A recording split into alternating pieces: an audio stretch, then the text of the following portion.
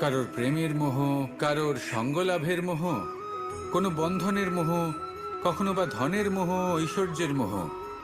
যদি আপনার মধ্যে এই মোহবোধ জাগ্রত হয়, তাহলে আপনার বিনাশ সুনিশ্চিত। যেমন কোনো বিশেষ ব্যক্তির প্রতি যদি আপনার মনে মোহ জাগ্রত হয়ে যায়, তাহলে আপনি চাইবেন সেই ব্যক্তি আমার কাছেই থাকুক, আমার পাশেই থাকুক, শুধুই যেন আমার হয়ে থাকুক। আর শুধু এই কারণেই কোথাও না কোথাও সেই ব্যক্তিকে আপনি তার প্রিয়জনের থেকে দূরে করে দিচ্ছেন।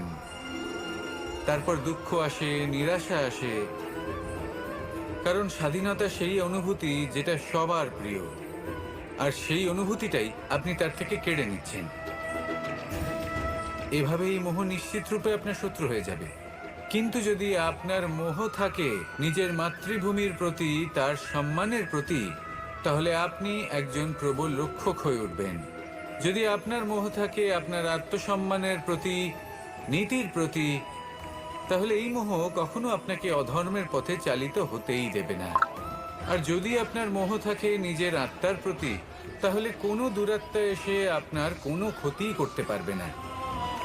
তাহলে নিজের এই মোহকে নিজের মনের মধ্যে সংযত করে রাখুন।